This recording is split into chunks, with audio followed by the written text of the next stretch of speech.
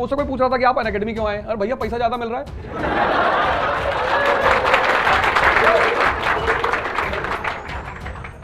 जिंदगी में सीधी बात, नो बकवास, इस दुनिया में हर आदमी पैसे के लिए काम करता है, जो नहीं करता वो हिमालय में है। जीवन में गलत कॉन्सेप्ट कभी रखने ही नहीं। तुम अपने जीवन को अपने हिसाब से जियो कि मैं इसलिए कर रहा हूँ, मैं ऐसे कर रहा हूँ, मैं दुनिया बदल दूंगा, तुम कुछ नहीं कर पाओगे। तुम एक ही काम कर सकते हो, खुद को बदल सकते हो, और जो काम तुम कर सकते हो बस वही करो। आपके लिए ऐसी किताब लाऊं जो आपको बहुत पसंद है ये, और मैं आज कहूंगा आपसे कि आप सारे लोग इस किताब को ले जरूर।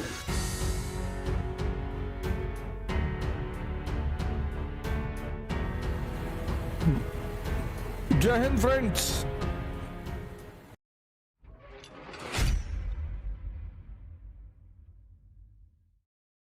It's beginning of a new inning with Unacademy. पढ़ाएंगे तो है नहीं, जिंदगी में कभी पढ़ाया नहीं, और ना पढ़ाते हुए भी पढ़ाने की फील्ड में। आतिश साहब जो कह रहे थे कि आपने हमें सोचना सिखाया, वो मैंने भी किसी से सीखा। पढ़ाई जो है, एजुकेशन और कंपटीशन दोनों बिल्कुल डिफरेंट चीजें हैं, मतलब दोनों का कोई मेल है ही नहीं।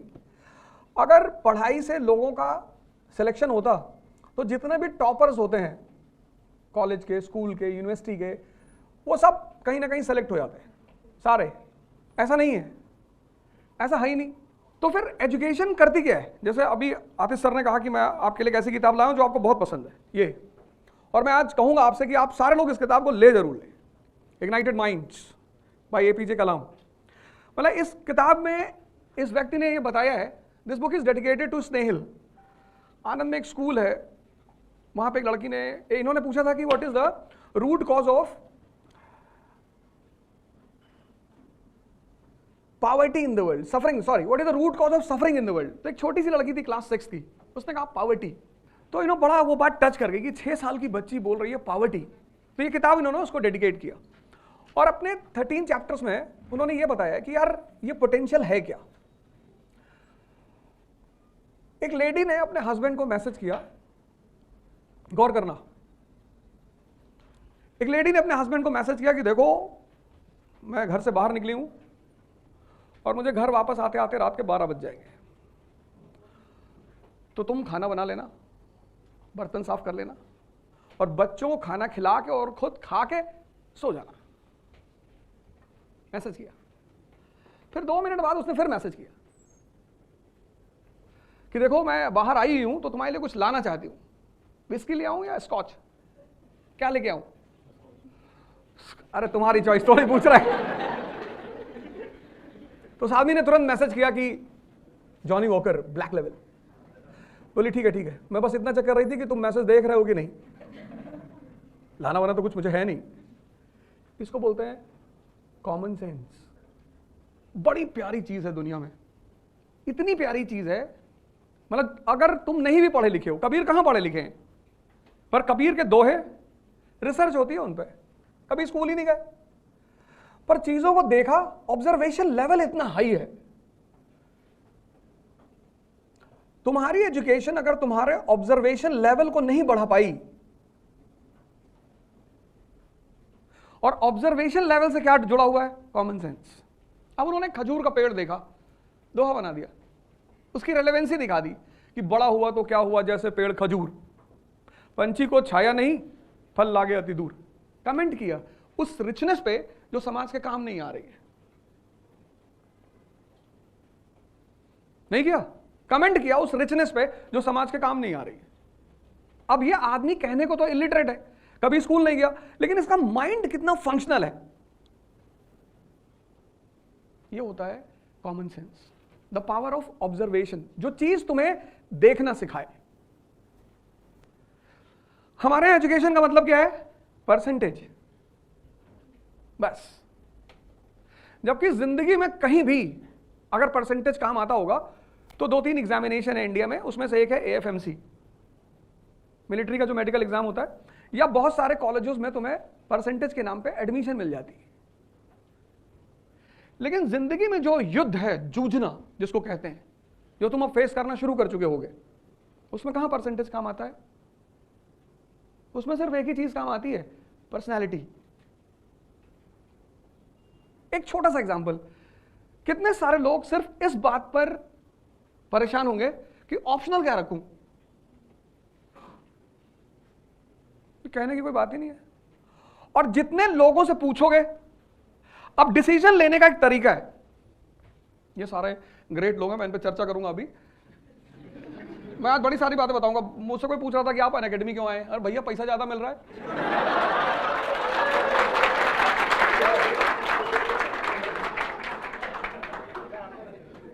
जिंदगी में सीधी बात, नो बकवास। इस दुनिया में हर आदमी पैसे के लिए काम करता है, जो नहीं करता वो हिमालय में है। सिंपल। जिसको भी पैसा नहीं चाहिए वो दिल्ली में होगा ही नहीं। दिल्ली आ सकता है, मुंबई आ सकता है, रहेगा नहीं। मेट्रोज है ये, यहां सांस लेने का पैसा देना पड़ता है। मतलब इतना पोल्यूशन है कि तुम्हें अपने घर में अगर एयर प्यूरिफायर नहीं है ना तो तुम सर्वाइव नहीं कर पाओगे। तो जिन जगहों पे सांस लेने का, अच्छी सांस लेने का पैसा देना पड़ता है, उन जगहों पे तुम ये कहोगे कि मैं पैसा कमाने नहीं आया हूं। एकदम आया हूं। तुम अपने जीवन को अपने हिसाब से जियो, अपनी यूटिलिटी बढ़ाओ। हम जितना ट्रॉल होते हैं उतना शायद ही कोई आदमी ट्रॉल होता हो। और इतना मजा आता है मुझे ट्रॉल होने पे कि बताओ, तुम्हारे पास इतना खाली टाइम है कि तुम हम पे चर्चा करते हो, और जितनी बार मुझे ट्रॉल करते हैं उतनी बार मेरा ग्राफ और ऊपर चला जाता है। भाई बेइज्जती उस आदमी की करो जिसको इज्जत की परवाह हो। जीवन में गलत कॉन्सेप्ट्स कभी रखने ही नहीं है। तो ऐसा नहीं कि एक ऑब्जेक्टिव टर्म है, सब्जेक्टिव, ऐसा नहीं है। तुम किसी भी फील्ड में हो सकते हो। कुछ चीजें तो तुम डिस्कस कह ही नहीं सकते अपने मुंह से कि मैं इसलिए कर रहा हूं, मैं ऐसे कर रहा हूं, मैं दुनिया बदल दूंगा। तुम कुछ ना कर पाओगे। बस सिर्फ तुम एक ही काम कर सकते हो, खुद को बदल सकते हो। और जो काम तुम कर सकते हो बस वही करो, with clear concept of life. Life को उलझाओ बिल्कुल मत। अगर तुमने जिंदगी को उलझाया, जैसे मैं अभी कबीर की बात कर रहा था, कितना नहीं पढ़ा वो आदमी, नहीं गया स्कूल वो आदमी, लेकिन उसका लेवल ऑफ ऑब्जर्वेशन कितना हाई है। फिर मैंने कहा कि तुम डिसीजन लेते होगे ऑप्शनल का। अब डिसीजन की एक बहुत, डिसीजन जो चीज है दुनिया में, उसका एक बड़ा इंपॉर्टेंट पहलू ये है कि जब भी तुम डिसीजन लेने की कोशिश करते हो,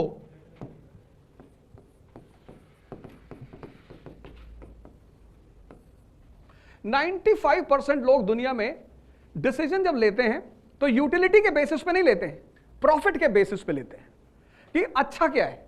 अब मान लो तुमने ज्योग्राफी और सोशियोलॉजी दो सब्जेक्ट का अच्छा सोच रहे हो, अच्छा पहला पर्सपेक्टिव तुमने लिया कि दोनों में अच्छा सब्जेक्ट कौन सा है, तुम कभी डिसीजन नहीं ले पाओगे, क्योंकि दोनों अपनी अपनी पर्सपेक्टिव पे दोनों में कुछ ना कुछ खासियत है।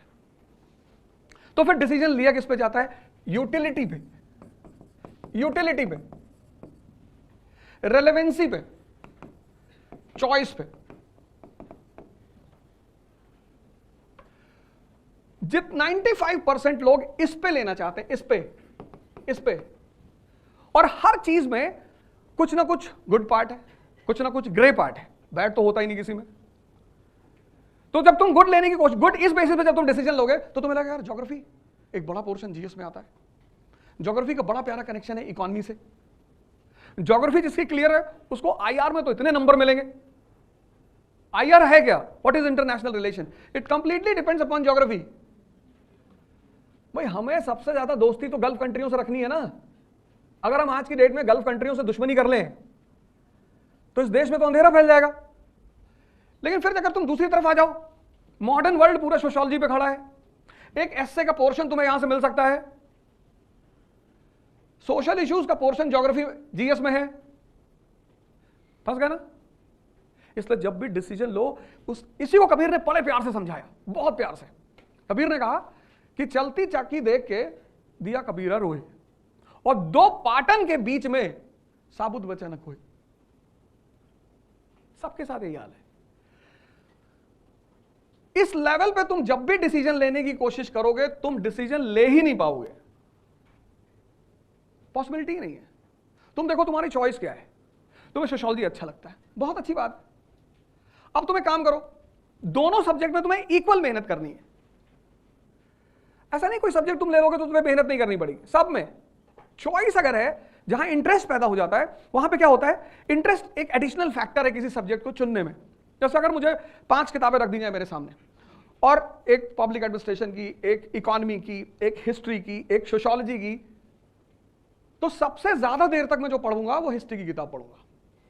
तो अगर मुझे पहले पिकअप करना होगा तो मैं कौन सी किताब पिकअप करूंगा? हिस्ट्री की। तो जहां तुम्हारा इंटरेस्ट है, बस वो एक एडिशनल फैक्टर तुमको ये दे देगा कि उस सब्जेक्ट को तुम ज्यादा पढ़ोगे। पहला पॉइंट हो गया, जो तुमसे रिलेटेड है, इसके अच्छेपन से रिलेटेड नहीं है, वो तुमसे रिलेटेड है। दूसरा पॉइंट क्या हुआ? अब अच्छा तो है, तुम्हें अच्छा लगता है, लेकिन उस सब्जेक्ट का जो लूप होल है कि इसको पढ़ना कैसे है, इसमें पढ़ना क्या है, इसमें क्वेश्चंस कहां से आते हैं, तो तुम इसमें एक अच्छा सा टीचर देख लो। तो पहला पॉइंट हो गया इंटरेस्ट, और दूसरा पॉइंट हो गया टीचर, उस पर्टिकुलर सब्जेक्ट का। ये क्या करेगा टीचर? ये तुम्हारे 50% जो मेहनत है, for example Gandhi ji 1920 to 1947, ये डायग्राम बना लेना। 1920 टू 48 में उनकी डेथ हो गई, तो 48 क्या कंट्रीब्यूशन है गांधी जी की इंडियन फ्रीडम स्ट्रगल में? क्यों इतना बड़ा नाम दिया जाता है उन्हें?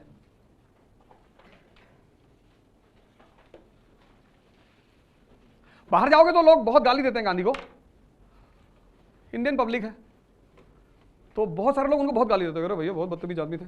इस दुनिया की दूसरी सबसे बड़ी खासियत जज बनती है, जज। यहां हर आदमी जज है, ये आदमी बुरा है, ये आदमी अच्छा है, ये ऐसा है। तुम्हारे काम का है कि नहीं? अन अकेडमी मेरे काम की हो गई, मैं अन अकेडमी के साथ अच्छा बुरा कुछ होता ही नहीं। दुनिया में 4-5 वर्ड है, उसमें से एक वर्ड है I. R is equal to I. Relation depends upon interest. China से कितना मतभेद होता है हमारा, कितना डिस्प्यूट होता है हमारा, लेकिन क्या हम चाइना से अपने सारा ट्रेड बंद कर सकते हैं? आज बंद कर दो चाइना से सारा ट्रेड, कल इंडिया में सिविल वॉर हो जाए। वो तुम्हारे चौराहों पे जो स्प्रे करके ग्लास कारों का शीशा साफ करते हैं ना बच्चे, 100 रुपए में जो बेचते हैं, वो भी मेड इन चाइना है। आज बंद कर दो पूरा ट्रेड चाइना से। आज देखो उसने अपनी यूटिलिटी पैदा कर रखी है। तो भले उसने शिमला एग्रीमेंट को वायलेट किया 1914 और तिब्बत पे कब्जा कर लिया, लेकिन तुम उससे दुश्मनी नहीं कर पा रहे हो। क्यों? क्योंकि वो तुम्हारे लिए यूजफुल है। यही तो है। तुम आज पाकिस्तान से कितना भी झगड़ा कर लो, दरवाजे बंद हैं, कोई ट्रेड नहीं हो रहा है। क्यों? यूजफुल नहीं है। पाकिस्तान से ज्यादा बदतमीजी चाइना करता है इंडिया के साथ, ज्यादा। Shimla agreement 1914, Tibet will be the buffer between China and India, violate किया, तिब्बत पे कब्जा किया। अभी एलएसी पे देखो रेगुलर टेंशन चलती है, रेगुलर। डोकलम में दिक्कत पैदा की, कश्मीर को स्टेपल वीजा देना शुरू किया। क्या नहीं करता चाइना? जहां भी इंडिया खड़ा होने की कोशिश करेगा, इंडिया के खिलाफ आगे खड़ा हो जाएगा। लेकिन फिर भी हम चाइना से अपना बॉर्डर नहीं बंद करते। क्यों? यूजफुल है। हम बोइंग नहीं बना सकते, खिलौना तो बना सकते हैं ना। तुम जाओ मार्केट में, सारे खिलौने मेड इन चाइना है। टॉय मार्केट पे उसका कब्जा है, बाकी तो मार्केट छोड़ ही दो। ये होती है यूटिलिटी। तुम्हारा कोई दुश्मन नहीं है इस दुनिया में। अगर तुम सोचते हो तो ये तैयारी छोड़ देना, ना कर पाओगे। तुम्हारा कोई दुश्मन ही नहीं है ही नहीं। और अननेसेसरी किसी से दुश्मनी करोगे, वो तुम्हारे दिमाग में आके बैठ जाएगा। वो तुम्हारा ये चक्रा जो है इसको ब्लॉक कर देगा, वो तुम्हें सोचने नहीं देगा। अमेरिका कोई दुश्मन है? अमेरिका कोई दोस्त है? America is completely a capitalist country. Capitalism की गोद में पैदा हुआ अमेरिका। उसकी मां कैपिटलिज्म, उसका बाप इंडस्ट्रियल रेवोल्यूशन। 1757 में दुनिया में इंडस्ट्रियल रेवोल्यूशन हुआ और 1787 में यूनाइटेड स्टेट्स ऑफ अमेरिका पैदा हुआ। नो, इसलिए इस कंट्री की जो इथिक्स है वो ईस्ट की इथिक्स से बिल्कुल अलग है। यहां पर ईस्ट में प्रोस्टिट्यूशन पाप है। आज भी भले लोग रेगुलर बैंकॉक जाएं, थाईलैंड जाएं, वो अलग बात कि वहां वो ध्यान करने जाते हैं, बुद्धिस्ट पगोड़ा है। लेकिन यहां पे वो पाप नहीं है। कैपिटलिज्म का बेटा है, कहता जो भी बिकता हो सब बेच डालो, जो कुछ बिकता हो, जो कुछ। बोले साहब ये लड़का लड़के से शादी करने दे, टैक्स ले ले $5,000 दे रहा है, हाँ कर ले, 4 बार और कर ले, 5,000 दे, खत्म। उससे मतलब ही नहीं। साहब वो लड़की से शादी कर रहे, अच्छा कर ले। साहब ये 4-5 लोग मिलकर शादी करना चाहते हैं, हाँ कर ले, $5,000 ले ले। हाँ, इसलिए जब ईस्ट का आदमी यहां आता है ना और यहां की सोसाइटी में पहली बार एंटर करता है और लास वेगास जाता है, बेहोश हो जाता है, अरे मम्मी क्या हो गया। और वहां उसको कुछ और ही पढ़ाया गया है, यहां का कल्चर, यहां का सोसाइटी, यहां की मोरालिटी, यहां की एथिक्स। अभी वो लैंड करता है यूएस में, तो एक बार तो उसे डाउट हो जाता है कि धरती पे है यहाँ। ऐसा कुछ नहीं है, ये कंट्री है कैपिटलिज्म की, ये कंट्री है इंडस्ट्रियल रेवोल्यूशन की, और आज जो पूरी दुनिया में खेल चल रहा है वो इन 4 लोगों के बीच चल रहा है। एक एप्पल को चैलेंज किसने कर रखा? OnePlus ने। इस एप्पल और OnePlus के सामने एक आदमी खड़े होने की कोशिश कर रहा है।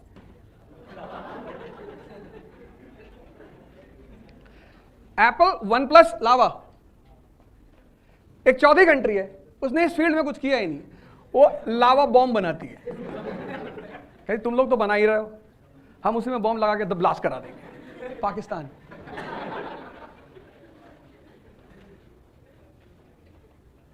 यही तो है, आज कंपटीशन इन्हीं के बीच तो चल रहा है, आज सारा खेल इन्हीं के बीच का तो है। तो अब इस तैयारी का जो मतलब है प्रिपरेशन, बिना पढ़े तो तुम दे ही नहीं सकते, लेकिन सिर्फ पढ़ने से कुछ होगा ही नहीं। इसलिए जितने लोग प्रिपरेशन करने आते हैं आईएएस की और सिर्फ पढ़ने पे बहुत ध्यान देते हैं, मतलब 15 आवर्स पर डे पढ़ते हैं, बहुत सारे लोग पढ़ते हैं, कुछ लोग तो धीरे जबान में 16 भी बोल देते हैं। अब अगर टॉपर हैं तब तो तुम कुछ बोलोगे नहीं। जो आईएएस का टॉपर कह दिया कि I used to study 19 hours, तो तुम भले ही सर झुका के कुछ उल्टा सीधा बोल लो, लेकिन उस वक्त मान लोगे कि पढ़ता होगा। जी सर, टॉपर्स तो कुछ भी बोलते हैं कि हम अपने कमरे में पंखे पे लटक जाते थे, फिर बुक पढ़ते थे और उससे कंसंट्रेशन बढ़ता था, तो वो तो कुछ भी बोलते, वो तो दूसरी लाइन का उस तरह चलेगा। 15 घंटे जो लोग पढ़ते हैं ये बड़ी मुसीबत में रहते हैं, बहुत। 15 घंटे ऑन चेयर। अब ये मेहनत बहुत कर रहा है, बहुत मेहनत कर रहा है। मतलब जो आदमी 15 घंटे चेयर पे बैठा है वो तो बहुत मेहनत कर रहा है, क्योंकि 24 घंटे में 10 घंटे पर्सनल लाइफ को तो चाहिए ही चाहिए। उस 10 में से तुमने एक काट लिया, तभी तो 15 हुआ भाई। 24 में से 10 तुम्हें पर्सनल, उसमें से 7 तो सोने के लिए चाहिए, वो तो तुम काट ही नहीं सकते, नहीं तो आगरा किसी हॉस्पिटल में बैठे मिलोगे। 24 घंटे हैं, 24 में तुम 15 घंटे चेयर पे बैठते हो, तो तुम सोचो तुम कितनी मेहनत कर रहे हो, और उस मेहनत के बाद अगर तुमको रिजल्ट नहीं मिल रहा है तो डिप्रेशन होना स्वाभाविक है। डिप्रेशन उनको नहीं होता जो मेहनत नहीं करते, वो मस्त रहते कि नहीं भैया, वो पंडित जी कुंडली देखे थे तो बोले थे तुम्हारा राहु ठीक नहीं है, ये सब इस तरह की बातें करने वाले लोग हैं। लेकिन जो मेहनत करते हैं, क्योंकि समाज क्या मानता है? रिजल्ट। वो तुम्हारे मेहनत को नहीं देखता, तुम 15 पढ़ते थे, 16 पढ़ते थे, तुम क्या कर, वो सिर्फ रिजल्ट देखता है। इसलिए सबसे ज्यादा डिप्रेशन उन लोगों को होता है जो बहुत मेहनत करते हैं। लेकिन इसमें एक लड़का ऐसा, ये ए, बी क्या करता है, ये 7 घंटे चेयर पे बैठता है, 7, और 6 घंटे ये डाइजेशन को देता है एवरी डे। सोचना, मनन करना, विचार करना, एजुकेशन का सबसे इंपॉर्टेंट पार्ट। तो ये इस 15 वाले से कितने घंटे कम पड़ रहा है? 7 और 6, 13, 2 घंटे कम पड़ रहा है। लेकिन इसका सिलेक्शन होगा, ये बी का सिलेक्शन होगा, और ये देखने में क्या लगेगा कि ये कम पड़ता है। बहुत सारे लोग होते हैं जो कहते हैं भैया अरे हम जानते हैं जो 7th रैंक आई है जिसकी, मेरा ही रूम पार्टनर था, 5 ही 6 घंटे बैठ के पढ़ता था। तो तुमने उसका बैठने वाली टाइमिंग देखी? वो जो सोचने वाली टाइमिंग है,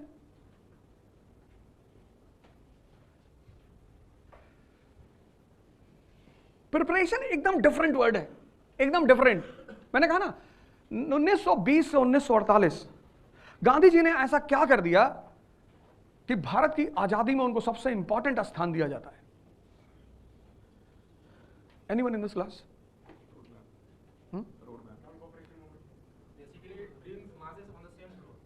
कैसे? इंटरेक्शन करो, बोलो जरूर, शांति से मत बैठो कि प्रवचन सुनने आए। यस यस,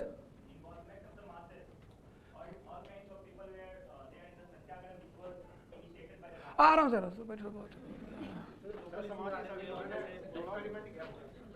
इधर से कौन बोले? हाँ चलो खड़े हो जाओ। ये तो तुम नॉन कोऑपरेशन की बात कर रहे हो, ये तो तुम नॉन कोऑपरेशन की बात कर रहे हो, कहीं पढ़े वढ़े हो कायदे से। इनकैश किया, देखो एक मिनट,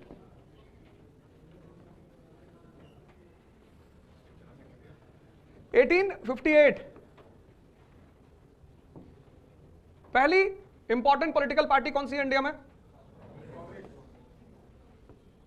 66 पहली पार्टी है ईस्ट इंडिया एसोसिएशन। ये पहली इंपॉर्टेंट पॉलिटिकल पार्टी है। ईस्ट इंडिया एसोसिएशन किसने बनाई? दादा भाई नेहरू जी ने। कहां बनाई? लंदन में। लेकिन अगर तुम 1866 का इंडिया देखो, गौर से सुनना कि पढ़ना, प्रिपरेशन किसको कहते हैं? What is preparation? अरे यार 1866 का India 90% illiterate, 90% suffering from poverty, and there is nothing called India. कुछ इंडिया जैसा है? नहीं है, ही नहीं। There is nothing called India, India जैसा कुछ है ही नहीं। अब देखो बैकग्राउंड देखो और फिर इस पॉलिटिकल पार्टी को देखो। अब सोचो तुम कि इंडिया जैसा कुछ है ही नहीं, 90% लोग इलिटरेट हैं और 90% लोग पॉवर्टी से सफर कर रहे हैं, तो उनकी इमीडिएट जरूरत क्या है? रोटी कपड़ा। उनसे अगर तुम जाके आजादी की बात करोगे, मारेंगे तुमको। तो ये पार्टी कहां बनी? लंदन में। देखो इंडिया में नहीं बनी, बनी नहीं सकती थी। कनेक्ट करो दोनों को, इन दोनों को कनेक्ट करो। इस बैकग्राउंड में क्या इंडिया में पॉलिटिकल पार्टी बनना संभव था? नहीं संभव था। तो पार्टी कहां बनी? लंदन में। अब लंदन में बनाने से दादा भाई को क्या फायदा हुआ? वहां चुनाव लड़ा उन्होंने लेबर पार्टी की टिकट से, ब्रिटेन के पार्लियामेंट में गए। क्यों? ब्रिटेन के पार्लियामेंट को इन्फॉर्म करने कि साहब हमारी स्थिति बहुत खराब है, साहब हम आपके सब्जेक्ट है साहब। 1858 के एक्ट के बाद यही तो है मॉडर्न इंडिया। 1757 टू 1857 कौन है रूलर इंडिया का? Company, east India company. और 1857 टू 1947 अब कौन है? क्राउन।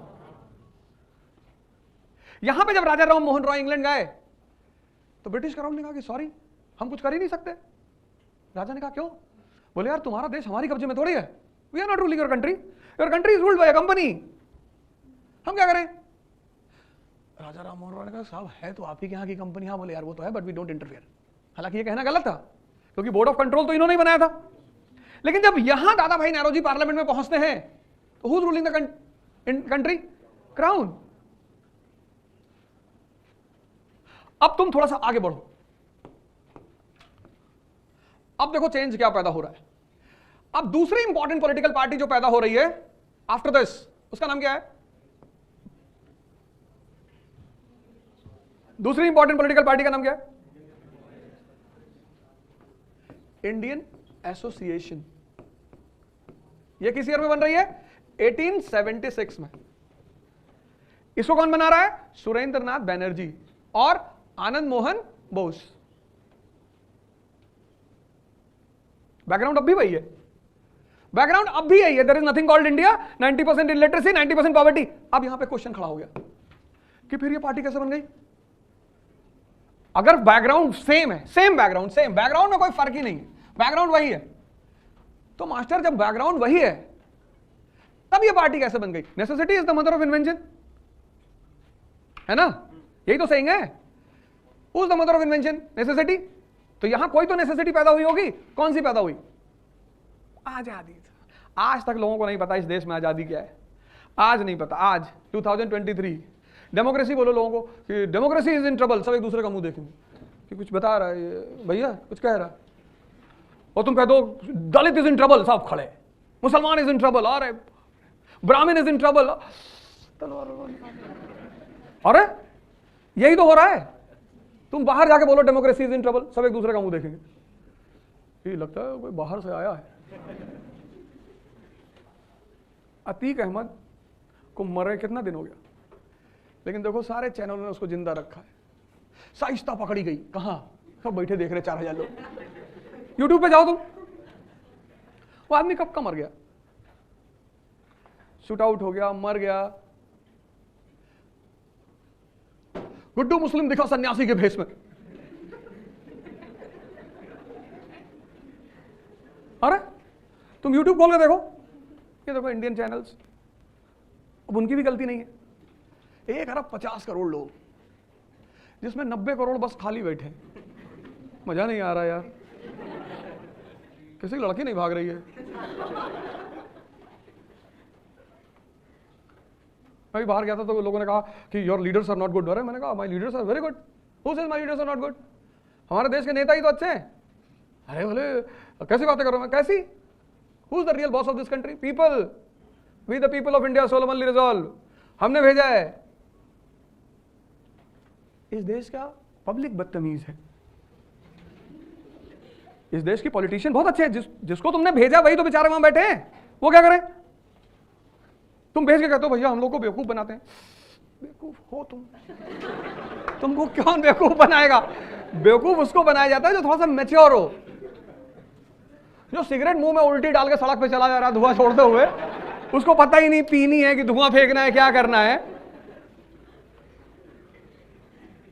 अब देखो यहां पे जब तुमने ये बात पढ़ी, ये डेवलपमेंट तुमने पढ़ा, किताब खोली तुमने, ये चीज उठाया, तो तुम्हें यहां क्वेश्चन मार्क लगाना चाहिए। ये बहुत इंपॉर्टेंट साइन है जीवन में, चाबी की तरह है, दिमाग को खोलता है ये।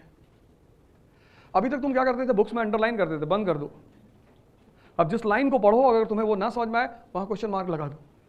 जब तुम बुक को अंडरलाइन करते हो, दोबारा पढ़ते हो, तो तुम्हें फील होता है कि तुम एक बार पढ़ चुके हो। लेकिन जब तुम क्वेश्चन मार्क लगाओगे और दोबारा पढ़ोगे, तो जो लाइनें तुम्हारी क्लियर नहीं होंगी वो तुम्हें हॉन्ट करेंगी कि यार ये कैसे हुआ था, यार ये क्यों हुआ था। अब देखो तुम्हारे सामने कितना बड़ा केस है ये कैसे हो गया, ये इंडियन एसोसिएशन कैसे पैदा हो गई, किसने पैसा फंड कर दिया, किसकी जरूरत पड़ गई, क्योंकि तुम्हें फॉर्मूला पता है, necessity is the mother of invention. तो किसकी जरूरत पड़ गई कि ये पैदा हो गया, किसी की तो पड़ी होगी ना, किसी की जरूरत तो पड़ी होगी। There can be no organization without finance, बिना पैसे के तो कोई ऑर्गेनाइजेशन हो ही नहीं सकता। Example, there will be no organization without finance. Example, कोई एग्जाम्पल दो इस स्टेटमेंट को प्रूव करने के लिए।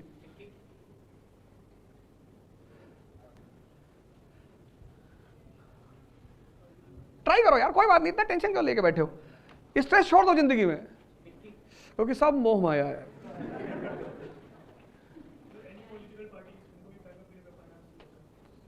जिंदगी में स्ट्रेस छोड़ दो, प्रेशर छोड़ दो। हम अभी आ रहे थे तो हमसे लोगों ने कहा कि यार जो है, मैं अभी देहरादून से आ रहा हूं सुबह सुबह, वहां बहुत ठंडक पड़ रही है मसूरी में, दिसंबर जैसी।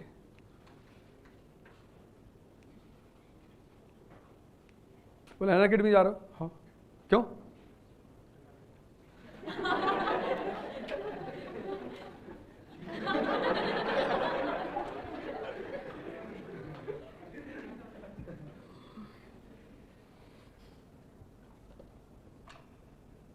इस देश में सबसे ज्यादा अच्छे लोग रहते हैं और इस देश में सबसे ज्यादा लोग परेशान होते हैं उन्हीं अच्छे लोगों से। सबसे ज्यादा इसी देश में लोग कहते हैं भैया हमें झूठे लोग पसंद नहीं है, हम भैया कभी झूठ नहीं बोलते। तब जिंदा क्यों हो, बोलो, सच बोलना कोई आर्ट ही नहीं है। सूरज चमकता है, इट्स अ ट्रुथ, उसमें कौन सा आर्ट है। सूरज अवधोजा की मंत्र शक्ति से चमकता है, इसको अगर तुम सिद्ध कर ले जाओ और लोग आके तुम्हारा पैर पकड़े कि भैया आप मंत्र मत बंद करो,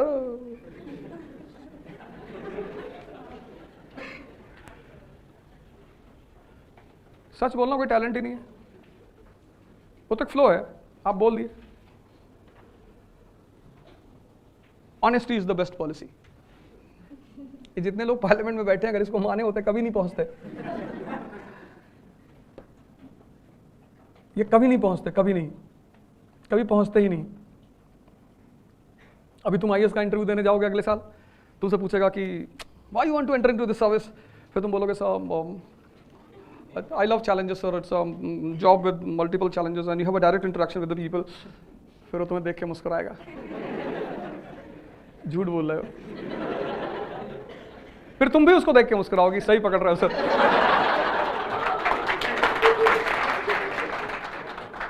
और फिर तुम्हें इतना नंबर मिलेगा इंटरव्यू में। Interaction without words is the best interaction in the world, जहां आपको सामने वाले से कुछ बोलना ही ना पड़े और इंटरैक्शन हो जाए। जहां तुम ज्यादा बोलो, कुछ लड़के आते नहीं कहते भैया मैं तो 40 minutes I have explained everything. कौन बोला था? कौन बोला एक्सप्लेन करने के लिए? उनको एक मैच्योर माइंड चाहिए, मैच्योर, कि बस इशारा किया और वो समझ गया। कोरोना फैल रहा है, स्टिल कोरोना राइजिंग। तुम सर्वेंट किसके बनने जा रहे हो? इंडियन गवर्नमेंट के। गवर्नमेंट में है कौन? Indian leaders. लीडर्स कल तुम पॉलिसी मेकर्स हो जाओगे, फिर उनको अगर तुमने ये कह दिया honesty is the best policy, तुमको एसपी डॉग स्क्वाड बना देंगे।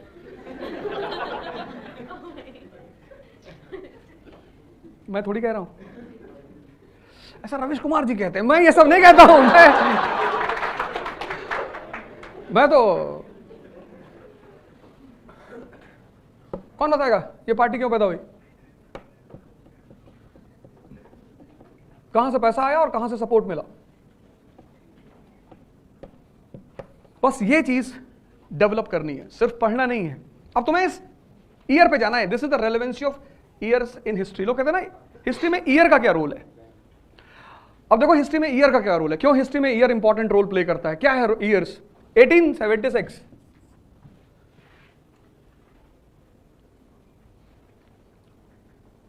अब इस ईयर के आसपास कुछ ऐसा घट रहा होगा जहां से नेसेसिटी पैदा हुई होगी।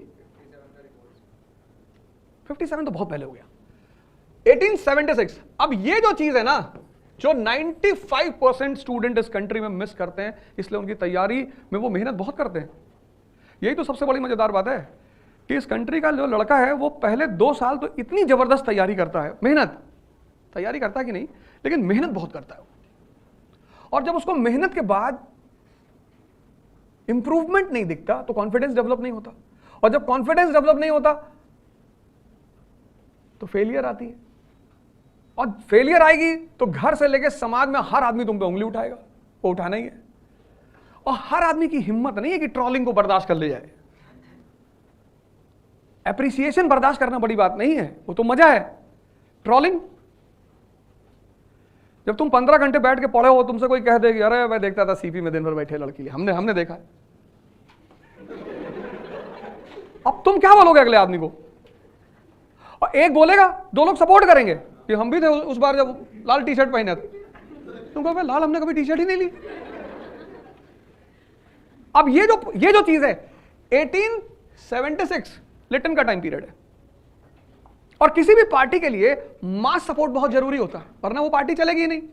मॉडर्न डेमोक्रेसी का सबसे इंपॉर्टेंट फीचर क्या है? मास सपोर्ट। यानी यहां पे कुछ ऐसा हुआ कि एक सेक्शन सपोर्ट करने के लिए खड़ा हो गया। क्या हुआ? Reduction in the age limit of civil service examination. Lytton age limit reduce की ना, उससे किसके इंटरेस्ट पे अटैक हुआ? एजुकेटेड मिडिल क्लास के। तो वो एजुकेटेड मिडिल क्लास अब सरकार के खिलाफ खड़ा होने की स्थिति में है। मास सपोर्ट मिल गया, मास सपोर्ट मिल गया। What is the requirement for the birth of a party? Finance and mass support. 2 ही चीज तो चाहिए, एक पैसा चाहिए, एक मास सपोर्ट चाहिए। मास सपोर्ट मिल गया। ये reduction in the age limit of civil services, किसका इंटरेस्ट थाम हुआ? एजुकेटेड मिडिल क्लास का। वो सीधे खड़ा हो जाएगा कि हाँ भैया हमारे साथ गलत हो रहा है। 19 साल में कौन सा लड़का आईएएस देगा, वो भी 1870s के एज में। पैसा कहां से आ रहा है? Lytton reduces import duty to the minimum level. Lytton reduces import duty to the minimum level. 1850s is a time period for Indian Industrial Revolution. 1850s is the beginning of Indian Industrial Revolution. First cotton mill, Mumbai. Indian industries पैदा हो रही हैं, उन industries को क्या चाहिए? Protection. किससे? Government से। गवर्नमेंट क्या कर रही है? इंपोर्ट ड्यूटी रिड्यूस कर रही है। क्या होगा? Indian market will be flooded with foreign goods and that will be attack on the interest of Indian industrialist. ये फाइनेंसर हो गए, ये इंडियन इंडस्ट्रियलिस्ट फाइनेंसर हो गए, और ये दे दिया इन्होंने मास सपोर्ट। यहीं पे पैदा हो गई इंडियन एसोसिएशन।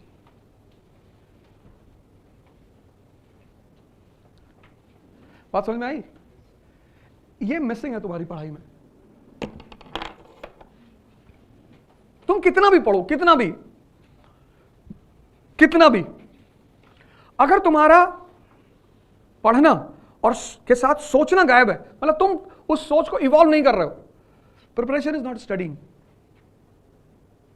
एक सिंपल लाइन ये है कि preparation is not studying. Then what is preparation? क्योंकि अगर तुम पढ़ नहीं रहे हो तो प्रिपरेशन तो तुमसे होगी ही नहीं, वो तो मैंडेटरी है पढ़ना। तो प्रिपरेशन क्या है? Preparation is the development of evolution of thought process. Not clear? नहीं बात क्लियर हुई? ये जो थॉट प्रोसेस है ना, ये तुम्हें डेवलप कर रहा है। अब देखो थोड़ा सा आगे बढ़े, 1885 में पहुंचे, अब यहां बन गई कांग्रेस। अब इस जो एवोल्यूशन है, ये जो एवोल्यूशन है, अब तुमसे जब वो क्लास 12 की एनसीईआरटी से क्वेश्चन पूछेगा तो तुमसे पूछेगा कि the policies of Lytton were responsible for the birth of Indian association, explain. Direct question है, एनसीईआरटी में आंसर लिखा हुआ, तुम लिख दोगे। यूपीएससी तुमसे सिविल सर्विस कैसे क्वेश्चन पूछेगी कि the birth of INC was the outcome of regular events after 1858। Do you agree with this statement? अब ये डायरेक्ट क्वेश्चन नहीं है। दोनों क्वेश्चन में कितना फर्क है? अब तुम देखो, एक क्वेश्चन तुमसे उसने पूछा कि the policies of Lytton were responsible for the birth of Indian association, explain. Direct question है ना, सीधा क्वेश्चन है, कुछ सोचना ही नहीं। इसको बोलते हैं स्कूल लेवल ऑफ एजुकेशन। इसीलिए तो स्कूल में हमारी टीचर क्या कहती थी कि रट लो, पढ़ना ही नहीं। और ह्यूमैनिटीज के साथ जितनी बदतमीजी इस कंट्री में हुई है, आज जितना ये परेशानी इस देश को झेलनी पड़ रही है, वो इसीलिए झेलनी पड़ रही है। इस देश ने हिस्ट्री कभी पढ़ाई ही नहीं। वो हमारी टीचर क्लास 10th में कहती थी कि हिस्ट्री से नौकरी थोड़ी मिलती है। ये बात सही थी, हिस्ट्री पढ़ के लोग राजा बनते हैं, नौकरी तो नहीं मिलती। ये बात तो सही है, क्योंकि हिस्ट्री सारा खुराफात सिखाती है, बेईमानी। प्लासी का युद्ध कैसे जीता? बेईमानी से। तो जिसको प्लासी का युद्ध समझ में आ गया, उसको एक कॉन्सेप्ट क्लियर हो गया कि भाई लड़ाई में ताकत की जरूरत नहीं है। किसकी जरूरत है? बेईमानी की। वो राजा बनेगा। ये बात वो फिजिक्स केमिस्ट्री वाला जानता ही नहीं। वो बेचारा लाइन में खड़ा है कोरोना के टाइम पे, वो टीका लगवाने के लिए 500 की लाइन में खड़ा है। और वो जो ह्यूमैनिटीज पढ़ के लड़का गया है, वो सीधे डॉक्टर के पास पहुंचा कि कहा भाई डॉक्टर, निकाला रख दिया। जर्मन से मंगाए थे, कानपुर में जो हत्या हुई थी इसी पिस्टल से तो हुई थी। गुड्डू इसको भी लगाओ, हमको भी लगाओ। जी जी भैया लगा रहे। वो आईआईटी इतना पढ़ने के बाद कह रहा है, I am not satisfied in this country, I don't know what shit is going on in this country.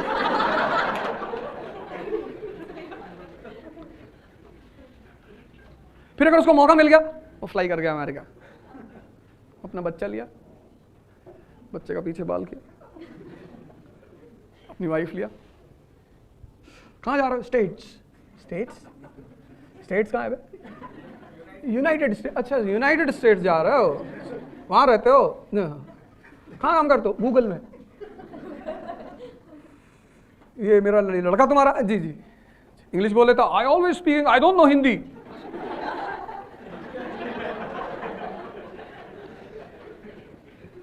मेरे कई सारे फ्रेंड्स उधर रहते हैं, तो जब इंडिया आते तो हमसे कहते हैं कि यार तुम सही कहते थे, हिस्ट्री पढ़नी चाहिए थी, क्योंकि जीतोगे तभी जब तुम प्लासी को समझोगे।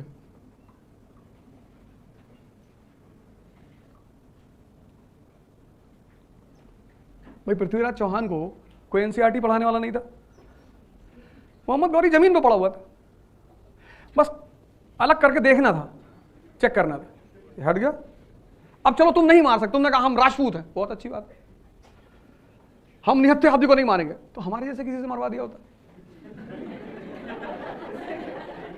तुम नहीं मार सकते थे ना, हमसे कह देते कि पंडित काट दे जी। पर महाभारत में श्री कृष्ण की एनसीईआरटी क्लियर है।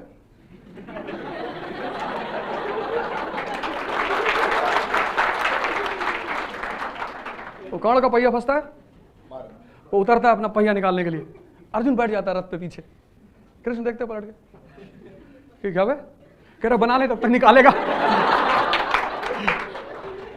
बोले बेटा निकालेगा तब ना मार पाओगे, अभी मारो। तो अर्जुन कहते कि अच्छा नहीं लग रहा, मुजरा देखने अच्छा नहीं लग रहा, मार, आई विल बी रिस्पॉन्सिबल। इसको बोलते वॉर, इसको बोलते हैं प्रिपरेशन। ये सब हंसने की बातें नहीं है, तुम्हें जिंदगी में अप्रोच ही तो सही करनी है। कुछ बिगड़ा थोड़ी तुम्हारी जिंदगी में। इस क्लास में मैक्सिमम उम्र किसी की होगी तो 25 साल होगी मैक्सिमम, चलो 26 हो सकती है, मान लो 30 भी है, मान लो, तो भी कुछ नहीं बिगड़ा, कुछ बिगड़ा ही नहीं। बस तुम एक बार अपनी अप्रोच को अमेंड कर लो। तुम देख लो यार मैं किस रास्ते पे जा रहा हूं, देखो तुमने सोचा इस बात को। अब ये जो पार्टी बनी ऑल इंडिया पार्टी आईएनसी, तो कंडीशन फिर भी यही है। मजेदार बात ये देखो, कंडीशन फिर भी यही है, there is nothing called India, 90% illiteracy, 90% poverty. अब इस बैकग्राउंड में गोपाल कृष्ण गोखले आते हैं, पहला कैरेक्टर कांग्रेस में, and he speaks against the government. That becomes surprise for the people. 1901 Edward law budget पेश करता है लेजिस्लेचर में, 60 करोड़ का budget, profitable budget, profitable. Legislature को ताली बजाना चाहिए था कि बजट प्रॉफिट में।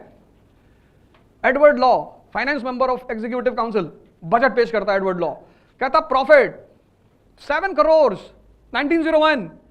अब आज की डेट में अगर इंडियन गवर्नमेंट बजट पेश करे प्रॉफिट में, तो government will get the applaud कि यार बड़ी बात है, यार ये तो बड़ी अच्छी बात है, गवर्नमेंट ने पॉजिटिव बजट पेश किया। लेकिन उस पॉजिटिव बजट में गोपाल कृष्ण गोखले खड़े हो रहे हैं, उसको अपोज कर रहे हैं, क्रिटिसाइज कर रहे हैं। गवर्नमेंट ने कहा क्यों? बोला this country is suffering from famine, और तुम बजट के प्रॉफिट का जश्न मना रहे हो।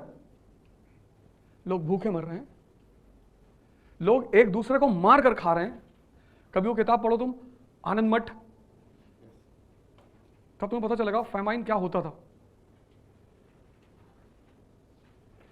आनंद मठ, कभी तुम्हें मौका मिले वो किताब पढ़ना, आनंद मठ। लोगों ने इंसान को मारकर खाया है, और कभी कभी तो अपनी फैमिली मेंबर को मार के खाया है, क्योंकि सर्वाइवल का मुद्दा था, कुछ भी नहीं था।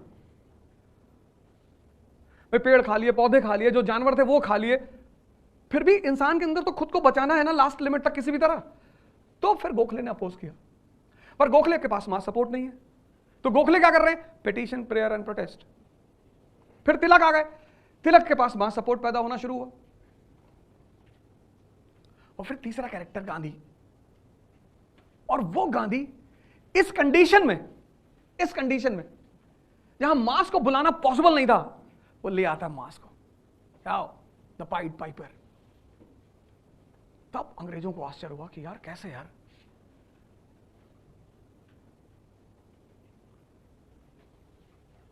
तुम भी पढ़ रहे हो, कितने सारे लोग यहां बैठे हैं, सब तैयारी कर रहे हैं। अब इसमें से जो फर्स्ट रैंक आईएएस लाएगा, तो जो फर्स्ट रैंक लाएगा आईएएस में, दूसरे को क्यूरियोसिटी होगी कि नहीं कि तुम तो यार हमारे साथ ही पढ़ते थे, कैसे ले आए? कोई बड़ी बात नहीं है। किसी भी गेम का जो स्ट्रक्चर होता है उसको समझना होता है, इसकी डिमांड क्या है, ये चाहता क्या है। मैंने एंटर करते क्या कहा कि मैं पढ़ाऊंगा नहीं, और ना मैंने आज तक पढ़ाया। हमने जिंदगी में अपने कभी भी तो सीखा ही नहीं, मैंने आइडियलिज्म है ही नहीं। और जो बातें मुझसे आइडियलिज्म करता है उससे उसी वक्त दुश्मनी हो जाती है, उसी मोमेंट पे। जैसे किसी ने मुझसे कह दिया कि मैं झूठ नहीं बोलता, तो भागो यहां से, हट जाओ। इसमें कौन सी बड़ी बात है कि तुम झूठ नहीं बोलते? बोलो, और ऐसा बोलो कि पूरी दुनिया आके गिर जाए तुम्हारे कदमों पे। क्या हाँ, तुमने आसमान की तरफ देखा, कहा अरे भगवान नाच रहे हैं। लोगों ने कहा हाँ भैया नाच रहे, तो और 3000 लोग ताली बजा रहे तुम्हारे साथ। तुम अपने परिवार को कन्विंस करने में परेशान हो, कुछ लोगों ने पूरी दुनिया कन्विंस कर रखी है। देखो भारत को किस चीज की जरूरत है? एम्प्लॉयमेंट की, एजुकेशन की, हेल्थ की, इंडस्ट्री की। कहीं कोई बात हो रही है? कोई नहीं। कोई दुखी है? सब अपना अपना पकड़ा दिया सबको। किसी को जातिवाद का राइटल पकड़ा दिया, ये ले क्या करे सर, बजा बजा रहे हैं।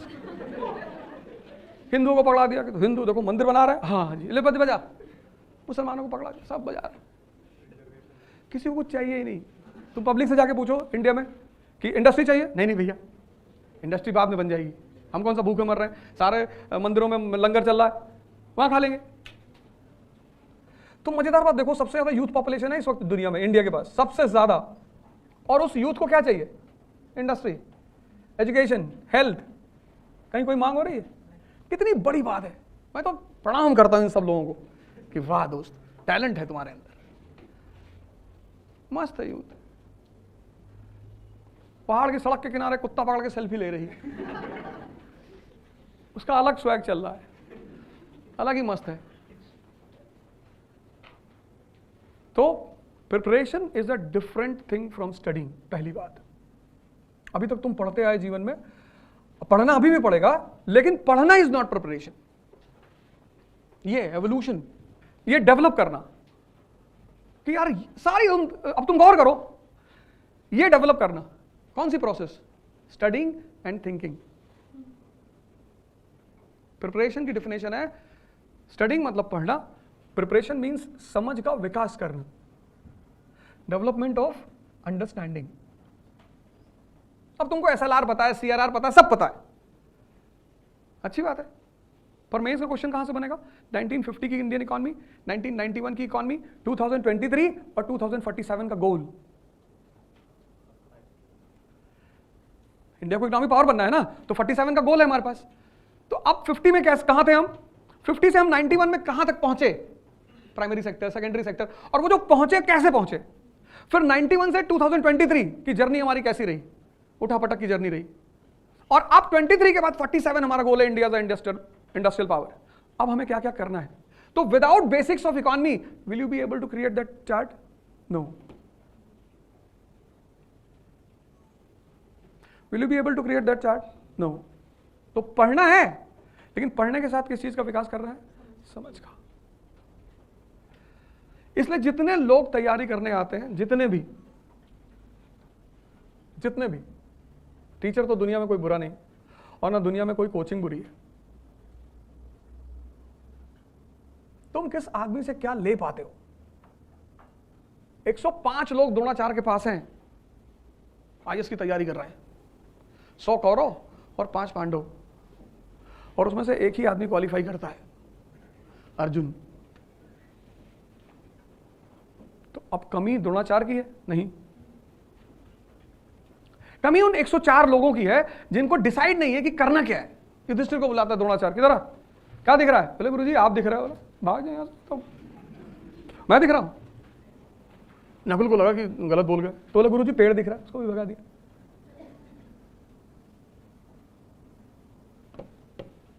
जब तुम्हारा देखो, तुम लोगों में से कितने लोगों जो पिछले 6 महीने से तैयारी कर रहे हो? अब बताओगे नहीं डर के मारे?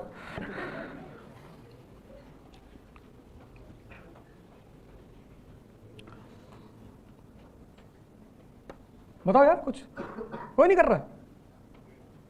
ज्यादा तगड़ा हाथ उठाओ ऐसे। अच्छा, अभी शुरू किए? 6 महीने नहीं हुए? 3 मंथ्स?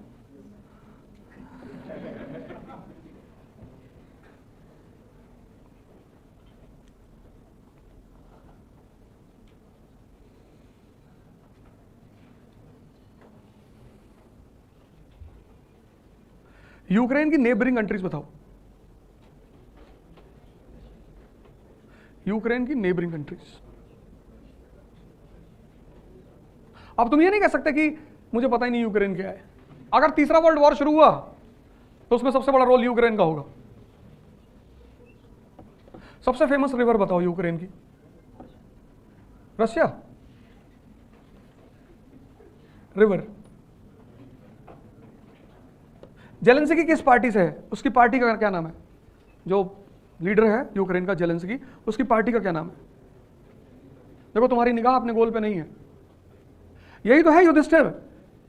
ये दूसरा पॉइंट, युधिष्ठिर वो कोई महाभारत वाला नहीं, यहां वो हारेगा जिसकी नजर अपने गोल पर नहीं है। उसको कोई नहीं जीता सकता, वो दिल्ली में कोचिंग करे, लंदन में करे, मार्स पे करे, कहीं भी करे,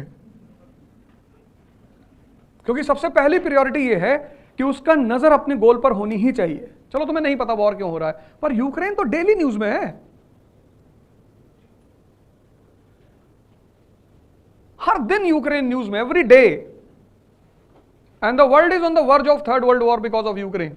अगर गलती से चाइना ने ताइवान पे हमला कर दिया जैसा कि पुतिन चाहते हैं, तो उसके बाद फिर कुछ बचेगा नहीं।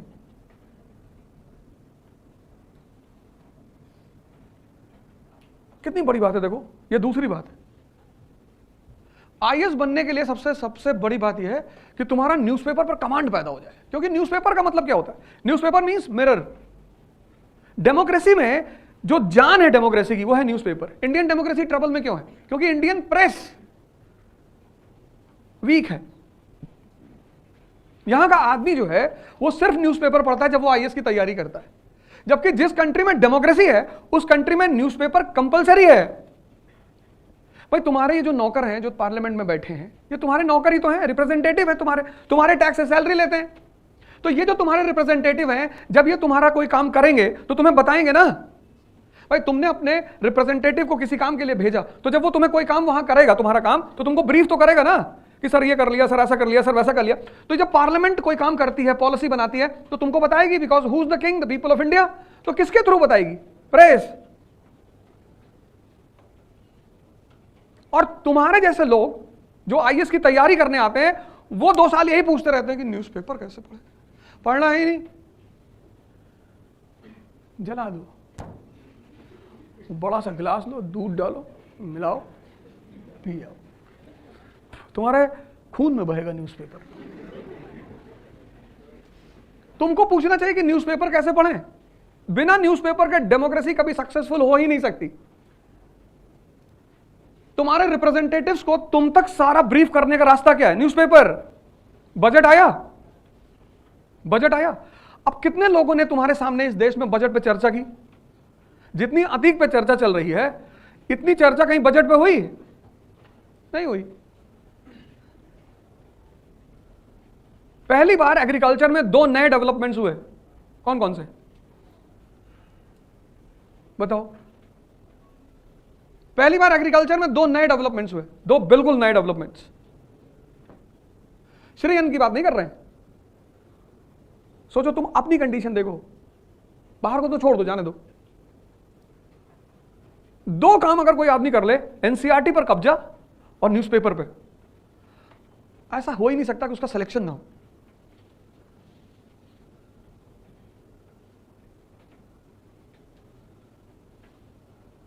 Newspaper is the mirror of democracy. IR में क्या हो रहा है, इकोनॉमी में क्या हो रहा है, सोशल इश्यूज। तो जितने लोगों की नजर नहीं है वो युधिष्ठिर है। अगर तुमको यह नहीं अभी पता है अभी कि यूक्रेन वॉर किस पॉलिसी की वजह से हो रहा है, रशिया की किस पॉलिसी की वजह से हो रहा है, तो तुम युधिष्ठिर हो। 1 साल से ज्यादा हो गया। Which Russian policy is responsible for the present war between Russia and Ukraine? अगर तुमको ये नहीं पता तो तुम्हारी हाल भाई युधिष्ठिर वाला है, भगाए जाओगे। ये दूसरी बात। तुम दिन भर पढ़ो ना पढ़ो वो सब अलग बात है, पर गोल पर तुम्हारी नजर होनी चाहिए। सिर्फ न्यूज़पेपर डिस्कस कर लो यार।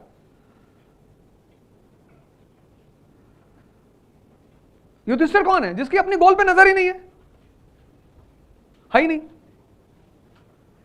तो जिसका अपने गोल पे नजर नहीं है उसको तुम जबरदस्ती जिता दोगे? ये दूसरी बात। इस प्रिपरेशन में 90% लोग युधिष्ठिर की तरह काम करते हैं, उनका अपनी गोल पे नजर ही नहीं है ही नहीं। पहली बात, प्रिपरेशन मतलब वो पढ़ाई समझते हैं, पढ़ाई है ही नहीं, एवोल्यूशन है वो, ये है प्रिपरेशन। पर पढ़कर ही होती है, ये सच है। दूसरी चीज कि तुम्हें अपने गोल पे नजर रखनी ही पड़ेगी। कोचिंग की क्या रोल है? तीसरा पॉइंट, लास्ट पॉइंट, कि कोचिंग का क्या रोल है, कोचिंग क्यों करनी चाहिए। और कहां करनी चाहिए, कहां तो तुम्हारी चॉइस है, पैसा तुम्हारा है, मर्जी है आपकी, आखिर सर है आपका। कोचिंग का सबसे बड़ा फायदा यह है कि आपको वो सब सारी बातें, अगर कोचिंग का फायदा उठाना है तो इस फॉर्मूले को कोचिंग में लगा दो, और भाई साहब उसी साल अगर सिलेक्शन ना हो तो हमसे ले जाओ 1 साल का खर्चा, पर टेस्ट लेंगे और फिर डबल देंगे अगर फेल कर गए तो। मतलब इसका मतलब क्या है, आज तुमको सर ने पढ़ाया फंडामेंटल राइट्स क्लास में, 3 घंटे तुमको पढ़ाया फंडामेंटल राइट्स, जब तुम घर जा रहे हो इसको डाइजेस्ट कर लो। अब वो डाइजेस्ट करने का तरीका क्या है, पहला तरीका लिखना, टू राइट। तुम बिना पढ़े, तुम बिना सोचे पढ़ सकते हो, तुम बिना सोचे लिख नहीं सकते, इम्पॉसिबल। और कम से कम मिनिमम 5 बार वो पूरा क्लास के मैटर को लिखो, अपने वर्ड्स में लिखो बस, मिनिमम 5 मैक्सिमम 10 बार अगर एक टॉपिक तुम लिख डालोगे। पहले मैडम क्या करती थी, जब पनिशमेंट देती थी कहती थी 100 टाइम्स लिख के लाओ, इसीलिए कहती थी कि 100 बार लिखने का मतलब इम्प्रिंट, अब बाहर नहीं जाएगा। दूसरा भी एक तरीका है बहुत प्यारा, पर तुम में से बहुत सारे लोग करोगे नहीं, और वो तरीका है कि जब तुम्हें कोई चीज समझ में आ गई ना, किसी को समझा दो, पर तुम वो करोगे नहीं। तुम्हारे मन में एक डर है कि सामने वाला हो जाएगा आईएएस। दुनिया में धन बांटने से कम होता है, लेकिन ज्ञान बांटने से बढ़ता है। न्यूज़पेपर पढ़ने का यही तो तरीका है, 4 आदमी ग्रुप बना लो और पूरे न्यूज़पेपर को डिवाइड कर लो, IR, economy, current affair, social issues divide कर लो, और 4 आदमी पर डे नोट्स बनाओ अपने अपने पार्ट का और डिस्कस करो, एक दूसरे से एक्सचेंज कर लो। तुम देखो 1 घंटे में तुम्हारा न्यूज़पेपर तैयार होगा, और धीरे धीरे तुम्हारे अंदर डेवलप होगा न्यूज़पेपर पढ़ने का अप्रोच।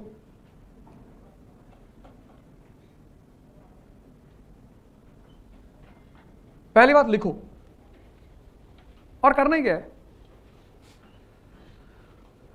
ये इतना सही समय है मई से लेके मार्च तक, ये पूरा फॉर्मूला, अगर ये फॉर्मूला तुमने छोड़ा अब छूटेगा कैसे, छूटता क्यों है? एक्चुअली जिस मास में तुम रहते हो सबकी मेंटल स्थिति इतनी स्ट्रांग नहीं होती। महत्वाकांक्षा जो है ना, ambition is a game of strong minds. इसलिए तुम जितनी भीड़ देख रहे हो ना, ये सब तो जीतेंगे नहीं, वो है ही नहीं, वो तो अरिस्टोक्रेसी में इज 2%। और इंडिया में जितना परसेंटेज पे ध्यान देते हैं, पर्सनालिटी पे देते ही नहीं। और जिंदगी में मैंने कहा काम क्या आती, पर्सनालिटी। अब तुम्हारा मन स्ट्रांग है, तुमको 10 घंटा पढ़ना है, पढ़ रहे हो, और नहीं है तो 15 मिनट में उठा देगा तुमको। अब तुम राजेंद्र नगर मार्केट में पहुंचे और तुमसे किसी ने पूछा ऑप्शनल, तुमने कहा ज्योग्राफी। ज्योग्राफी, ये बबलू का तो 4 attempt, geography very bad subject.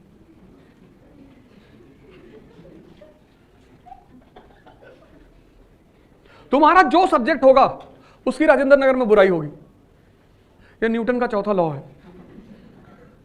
यहां कुछ मध्येशियाई टहलते हैं, सेंट्रल एशियंस, उनको एक समय के बाद पता चल जाता है कि हमारा तो नहीं होगा, तो उनको लगता है कि हम अकेले क्यों जाएं। जब कोरोना फैल रहा था तो जब एक को हो रहा था तो दूसरे का वो वेट कर रहा था कि कम से कम कंपनी तो मिलेगी। जब आदमी बर्बाद होते थे, जूस आदमी अकेले पिएगा, शराब नहीं पिएगा।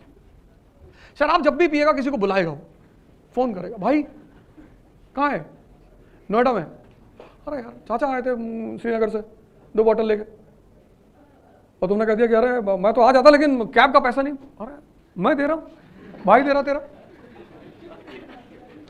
बर्बादी का एक नियम है, कोई आदमी अकेले मिटना नहीं चाहता, इसलिए स्विमिंग जब तुम्हें सिखाई जाएगी तो उसमें एक तुम्हें लॉ सिखाया जाएगा कि जब भी कोई आदमी डूब रहा हो तो उससे करीब मत जाना।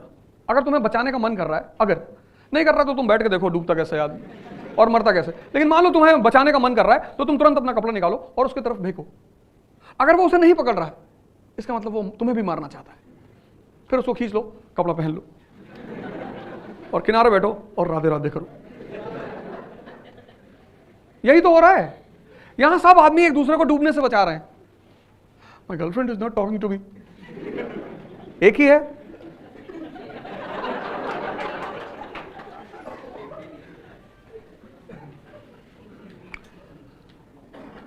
नॉट टॉकिंग तो उसमें कोई क्या कर सकता है, दूसरे से बात कर ले। यू डोंट अंडरस्टैंड इमोशन, भाग जाने, इतना मारेंगे जूते से तुमको, गेट आउट फ्रॉम। यहाँ कुछ इमोशन नहीं होता। जाओ नीचे रिक्शा वाले से पूछो, किसी को कभी उसके साथ सेल्फी लेते हुए देखे हो? इंसान वो भी है, किसी का रिश्तेदार नहीं है।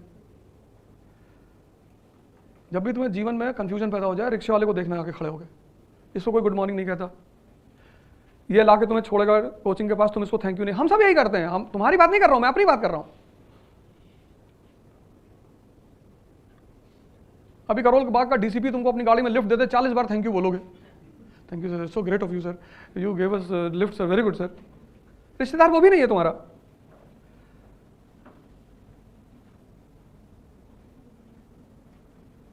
इसलिए जिंदगी में जब भी कंफ्यूजन हो, 2-3 जगह चले जाना। एक तो रिक्शा वाले को देख लेना, कंफ्यूजन दूर हो जाएगा। एक किसी गवर्नमेंट हॉस्पिटल के इमरजेंसी वार्ड में चले जाना, वहां अगर तुम सर्वाइव कर गए 5 मिनट, वो तो मुश्किल है थोड़ा सा, हो सकता है तुम्हें दौरा और आ जाए, 2 डेड बॉडी पड़ी है, किसी का सर कटा हुआ उधर लेटा हुआ है, वहां कोई देखने वाला ही नहीं होता। गवर्नमेंट हॉस्पिटल्स में आमतौर पर इतने कहां पे हैं एम्प्लॉइज, इतने सारे केसेस हो रहे हैं, उतने लोग हैं नहीं। एक तो इमरजेंसी वार्ड चले जाना गवर्नमेंट हॉस्पिटल के, और एक और जगह है, और वह है जनरल कंपार्टमेंट ट्रेन का। और 3-4 ट्रेन का नाम मैं बता देता हूं, उसमें एक पुरुषोत्तम है। उसमें अगर तुम जनरल कंपार्टमेंट में बैठ गए किसी तरह से, पहले तो इम्पॉसिबल है, पर एक चुनौती है बैठना। अगर तुम बैठ गए और दिल्ली से सिर्फ अलीगढ़ तक चले गए जिंदा, तो 100 की सीटिंग होती है और 700-800 लोग होते हैं, और 3-4 हाथ होता है, 2 पैर होते हैं, उसमें से एक सर निकल रहा होता है। एक आदमी गुटखा खाया हुआ बगल वाले की जेब में थूक दिया उसने, बाहर जा ही नहीं सकते, तो चांस ही नहीं है ना, बाहर कैसे निकलेगा। तो अगर तुम एंटर कर गए उसमें, पहले तो कर ही नहीं पाओगे, लेकिन अगर कर गए और तुम अलीगढ़ तक पहुंच गए, तो तुम्हारा उसी साल सिलेक्शन हो जाएगा। मतलब कोई तुम्हें रोक ही नहीं सकता। ये सब ऐसी चीजें जो तुम जैसे मोटिवेशन ढूंढते हो ना, पहले आप तो जरूरत ही नहीं, क्योंकि जिनके अंदर सेल्फ मोटिवेशन का मतलब होता है कि इनर फायर, वो तुम किसी से ले नहीं सकते, वो या तो तुम्हारे अंदर है या तुम्हें डेवलप करना पड़ेगा। और डेवलप करने का सबसे अच्छा तरीका है कि तुम्हारी बेइज्जती हो जाए, जिससे तुम बहुत डरते हो। चाणक्य, गांधी, अंबेडकर, इन सब की बेइज्जती तो हुई, बेइज्जती हुई तो एक जज्बा पैदा हो गया कि करेंगे। तो मोटिवेशन तुम किसी से बोरो नहीं, motivation is for working class, labourers, मजदूरों के लिए होता है, राजाओं के लिए नहीं होता। King is always self motivated. वो उसको तुम मोदी जी किसको सुनते रहोगे, तब तो 1970s में कुछ था ही नहीं, एक अंदर से आग थी। और भारत जैसे देश में 2 बार लगातार प्रधानमंत्री बनना, from a common background, common, मतलब उनकी इस अचीवमेंट पे मैं फिदा हूं। He may fail as a prime minister in future, हो सकता है आगे इतिहास लिखा जाए तो लिखा जाए कि एज अ प्राइम मिनिस्टर वो नहीं सक्सीड कर पाए, पर एज अ इंडिविजुअल उनका कोई टक्कर नहीं। कितनी हिम्मत रही होगी। India is a country of dynastic democracy, बाप के बाद बेटा, एंड पीपल एक्सेप्ट। ऐसा नहीं कि पीपल अपोज। तुम महाराष्ट्र देख लो, कश्मीर देख लो, तमिलनाडु देख लो, यूपी देख लो, बिहार देख लो, पंजाब देख लो, India is a country of dynastic democracy. यहां डेमोक्रेसी है लेकिन डायनेस्टिक है, फादर के बाद बेटा और बेटी। उस डायनेस्टिक डेमोक्रेसी में एक आदमी एक कॉमन फैमिली से आता है, और उससे पहले कभी दिल्ली आया ही नहीं, मतलब MP, member of parliament, direct prime minister, direct first term prime minister रहा वो आदमी। लोगों ने कहा कि फेल, 2019 फिर बन गया। अब लोग कह रहे हैं अब की बार 400 के पार। पता नहीं, इंडियन पब्लिक है, वो तो कुछ भी कर सकती है, तो वो तो खैर उसकी चॉइस है, उसमें तुम कुछ नहीं कर सकते। पब्लिक जिसको वोट देना चाहे, आप उसमें कुछ नहीं कर सकते, वो उसकी चॉइस है, किसी को भी देना चाहे, किसी को भी। कल दाऊद इब्राहिम को बुला ले कि we want you as a prime minister, तुम कुछ नहीं कर सकते। यही तो है डेमोक्रेसी कि भैया हमारी चॉइस है, हम चुनेंगे अपना नेता। ये 3 काम तुम्हारे लिए इंपॉर्टेंट है। पहला, प्रिपरेशन इज नॉट स्टडिंग, वो तो मैंडेटरी है, preparation is evolution of thought process. Second, Yudhishthir मत बनो, 24 घंटे अपने गोल पे नजर रखो। और तीसरा, ये काम कर डालो, किसी की मत सुनो, तुम बाहर जाओगे, तुमको लगेगा कि यार मैं कितना स्लो चल रहा हूं, चलोगे ही। अब इसका फायदा पता क्या है? इसका फायदा ये है, कोचिंग का सबसे बड़ा फायदा, कि जो सिलेबस होता है 50% पे तुम टॉप करते हो ना। 80 से 90% सिलेबस हर कोचिंग क्लास में तैयार कराती है, हर कोचिंग। तो 3 आवर्स के स्लैब में जब कोचिंग खत्म होगी जिस दिन, उस दिन तुम्हें कुछ भी पढ़ना नहीं होगा, सिर्फ रिवीजन करना होगा।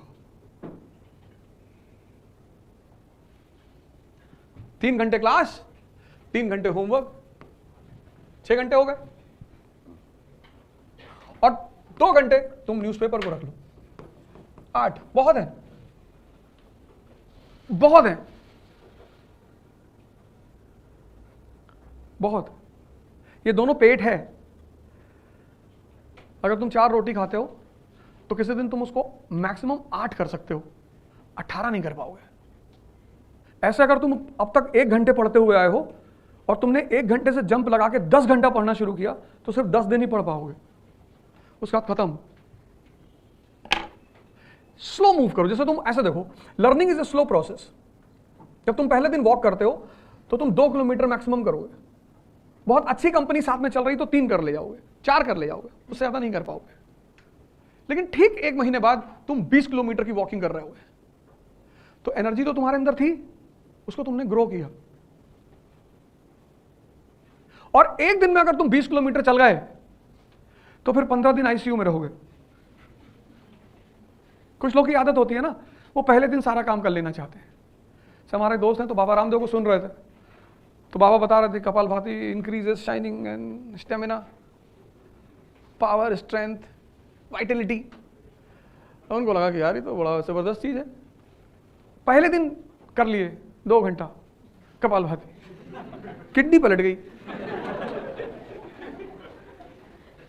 स्लो, पैनिक होने की जरूरत नहीं है, भागने की जरूरत नहीं है, आराम से। Learning is a slow process. तुमने बहुत चीजें जीवन में सीखी, साइकिलिंग सीखा, धीरे धीरे सीखा। जो भी तुमने सीखा सब धीरे धीरे सीखा। तो जब तुम यहां आए हो तो तेजी से सीख लोगे? नहीं कर पाओगे। वेट, थोड़ा सा रुको, घबराओ मत, पैनिक मत हो, दूसरे की मत सुनो।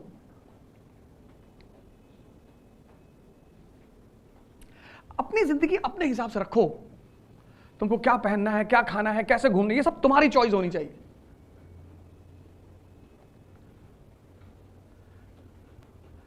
मैं बेंगलोर में था, मेरा एक दोस्त गया यूवी मॉल में,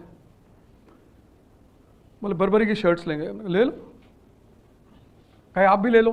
हमने कहा हम तो नहीं लेंगे, हम तो यही पहनेंगे 2-3 हज़ार की। अरे बोले क्लास, 50,000 की एक शर्ट। हमने कहा तुम ले लो, तुम्हारी छीन लेंगे। हमेशा बदमाशी की बात करते हो, बदतमीजी। मैंने कहा नहीं, शक्ति की बात करते हैं। तुम्हारा देखने का नजरिया गलत है। 50,000 की शर्ट पहन के तुमको कोई पहचानता है? गांधी जी लंगोट पहन के लंदन चले गया, पूरा लंदन पीछे भाग रहा था, नंगा आदमी नंगा आदमी, भैया हम भी देख लेंगे। ये सब बजाज टाटा वाटा जाते थे, कोई इनको देखने वाला नहीं होता। टाई वाई लगा, इंग्लिश बोलते हो आप, उसको मैं लास्ट डे, ये पूछने वाला नहीं था इनको। कद बढ़ाओ, कद। तुम गलत डायरेक्शन में काम कर रहे हो।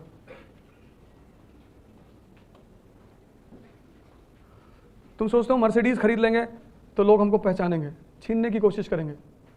इतना कद बढ़ा लो कि तुम जिसको फोन कर दो मर्सिडीज वाले को कि 2 भिजवा देना सुबह। जी भैया, एक वाइट भिजवाना है, काली भिजवाना है। जी जी जी, 2 बीवियां है ना मेरी। हाँ हाँ ठीक है भैया, ठीक है भैया। तुम उल्टी सीधी चीजों में परेशान हो। तुम कद बढ़ाते चले जाओ, चीजें तुम्हारे पास अपने आप आती चली जाएंगी। इसीलिए इस देश में जो भगवान बने वो ऐसे ही बने। बस भगवान शंकर है, लॉर्ड शिवा, अब जहर पी गए। यहां 1 गिलास दूध दे दो ओरिजिनल गांव वाला, तुरंत डायरिया हो जाए।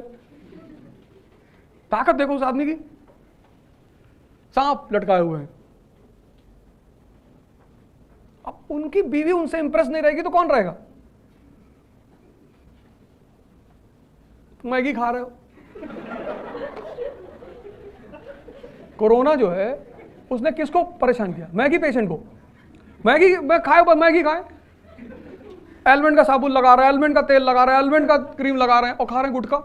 अब इनको, अगर इनको कोरोना नहीं होगा अरे इनको कोरोना नहीं मारेगा तो किसको मारेगा? वो हो गया, कुछ अंदर है ही नहीं, ब्लड में बह रहा है, ब्लड में गुटखाई तो बह रहा है, दिलबाग दिलबाग दिलबाग। वो रिपोर्ट आई ब्लड की, रिपोर्ट में लिखा है दिलबाग। बोले ये कौन सा ब्लड ग्रुप है भैया?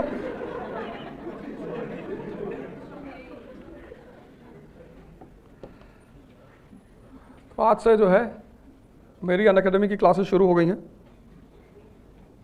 तुम्हें कोई डाउट है, कोई क्वेश्चन है तुम्हारी साइड से तो पूछ लो। हाँ, ये बहुत चैलेंजिंग काम है, इस पे प्रवचन देना बहुत आसान है। इस क्वेश्चन को प्रवचन देना बहुत आसान है, इस पे बोलना बहुत आसान है, इसको फॉलो करना बहुत मुश्किल है। तो मैंने क्या किया, मैंने अब मुझसे लड़के ने कहा कि सर आप इतनी बड़ी बड़ी बातें करते हो, तो 2 कांड किए मैंने। एक कांड मैंने किया जब मैंने साइकिल यात्रा की लखनऊ से दिल्ली 2019 के आसपास, 19 या 20 में। एक अटेम्प्ट बढ़वाने की मांग की थी यूपीएससी में।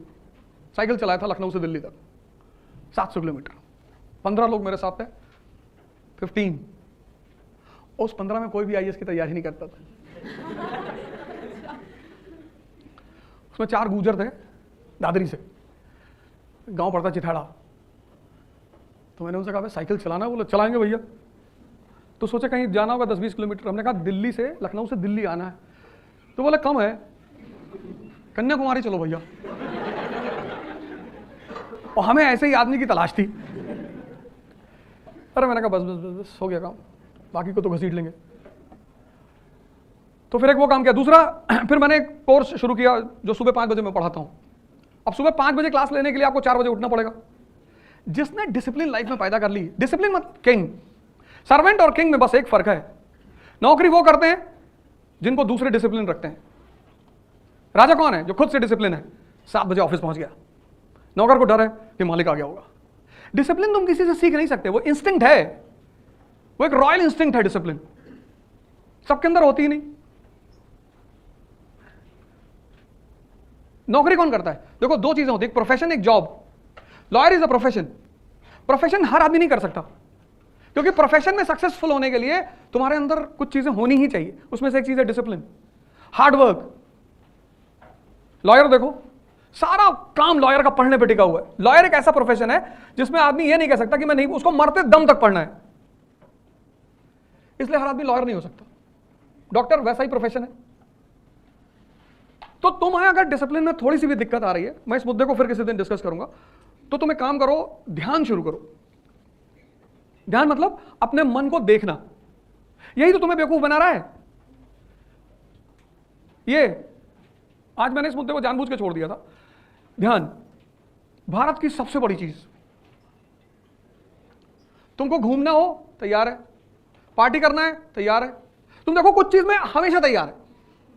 तुम इसे को पढ़ना है, कहेगा कल, मना नहीं करेगा, कहेगा कल, कल आज बारिश हो रही है। अब ये नहीं कहेगा कि बारिश हो रही तो आज 18 घंटा पढ़ेंगे, नहीं नहीं, आज बारिश हो रही है। बारिश होने की वजह से चिकन बना लेगा 4 घंटा, बारिश होने पे दारू पी लेगा, पार्टी कर लेगा, कहेगा वो बाहर राइडिंग कराए, लेकिन बारिश होने पे ये नहीं कहेगा कि आज बारिश हो रही है, आज 18 घंटा पढ़ेंगे। तुम देखो जितनी पॉजिटिव बातें तुम्हारी जिंदगी को बनाती है ना, उसको ये टालता है। योगा शुरू करना है कल। Tomorrow is the best weapon for mind to befool human being. उस टुमारो से तुम्हें बचना है और अपने ऊपर ध्यान देना है। एक फ्लाइट है देहरादून से दिल्ली के लिए, वो 8 बजे है सुबह, और देहरादून का जो एयरपोर्ट है वो शहर से बहुत बाहर है, 50 किलोमीटर, 50। और मैं रुका हुआ था प्रेमनगर के आसपास। तो इन लोगों ने कहा कि साहब आ जाओगे? अरे मैंने कहा यार टिकट करा, टेंशन मत लो, मुझे उठना है, मैं डिसाइड करूंगा, ये थोड़ी डिसाइड करेगा। तुम देखो अगर तुम्हारी जिंदगी के बहुत सारे फैसले ये डिसाइड करता है तभी तुम परेशान हो। तुम डिसाइड करो ना, तुम्हें कितने बजे उठा है, तुम्हें कितने घंटे पढ़ना है, तुम्हें किसके साथ रहना है, तुम डिसाइड करोगे। दूसरा क्यों डिसाइड करेगा? ये डिसाइड करता है, ये तुम्हारी बात को काट देता है। और सपने बहुत बड़े बड़े दिखाता है। सपने तो तुमको ये इतने बड़े बड़े दिखाएगा कि ये कर डाले, वो कर डाले। जब करने का बारी आएगी फिर कहेगा अरे आईएएस बनना कोई, मोदी जी आईएएस थोड़ी हुए थे। पर इस मुद्दे पे मैं किसी अच्छा मुद्दा है और बड़ा मुद्दा है, तो किसी और दिन इस पर डिस्कस करेंगे। आज हम लोग का टाइम भी हो गया।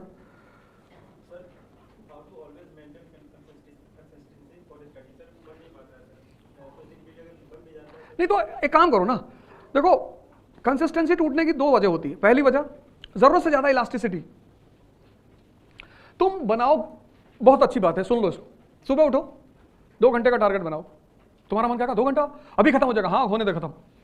तुम्हारा मन पता क्या कहता है, कहता बड़े बड़े टारगेट बनाओ, मजा आना चाहिए सुन के। तो तुम तुम्हारा टारगेट कितना बनाएगा कि आज 13 घंटा पढ़ेंगे। अब मजा तो बहुत आया फील करके कि 13 घंटा, 45 मिनट में उठा देगा तुमको। तुम प्रोग्राम बनाओ डेली 2 घंटे का कि 2 घंटा पढ़ेंगे, आज 2 घंटा पढ़ेंगे। वो 2 घंटे खत्म करो, कोई प्रेशर नहीं है तुम्हारे ऊपर। उस 2 घंटे में चीज खत्म करो, फिर एक्सटेंड कर दो कि 2 घंटा और पढ़ लेते हैं यार। ये तुम्हें बेवकूफ बना रहा ना, तुम पलट कर इसको बनाओ। तुम पढ़ो डेली 7-8 घंटे, 10 घंटे, पर टारगेट बनाओ सिर्फ 2 घंटे का। तो जब तुम 2 घंटे का टारगेट बना के 7 घंटे पढ़ोगे, तो एवरी डे तुम्हारा लेवल ऑफ कॉन्फिडेंस बढ़ेगा कि वे 3 घंटे का टारगेट था, तो 8 घंटे पढ़ लिए। अभी क्या होता है, 13 घंटे के टारगेट में तुम 4 घंटे में कोलैप्स कर जाते हो, एवरी डे डिमोरलाइज होते हो।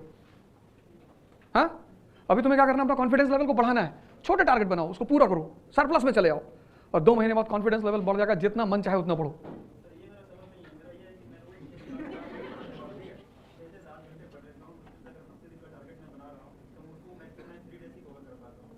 तुम प्यार कर लो किसी से,